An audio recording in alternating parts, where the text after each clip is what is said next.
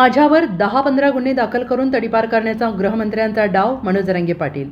बीड जिल्ह्यात माझ्या विरोधात 10-15 गुन्हे दाखल करायचे आणि मला तडीपार करायचा असा डाव गृहमंत्र्यांनी आखला असल्याचा आरोप मनोज जरांगे पाटील यांनी केला आहे। बीडच्या चराटा येथील अखंड हरिनाम सप्ताह प्रसंगी त्यांनी भेट दिली, त्यावेळी त्यांनी माध्यमांशी संवाद साधला। मनोज जरांगे पाटील म्हणाले, परळीसारख्या ठिकाणी 1 लाखाची सभा होत असेल तर यातून गृहमंत्र्यांनी आणि मुख्यमंत्र्यांनी बोध घ्यायला हवा।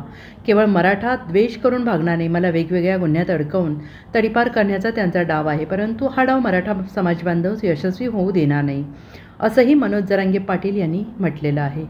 आज मुलीला भेटायला आलो तसंच उद्या आईला पण भेटायला जायचं। मला आता माहिती कळाली की माझ्या उद्या आईचं पण ऑपरेशन, तेही मला माहीत नव्हतं।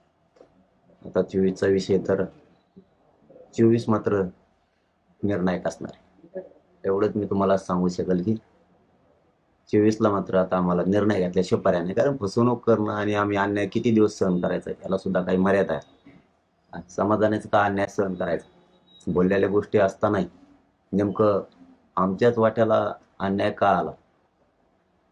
तुम्ही अधिसूचना काढलेल्या असतानाही त्या अधिसूचनेचा सुद्धा अवमानच झाला एक प्रकारच्या राजपत्रित असूनही।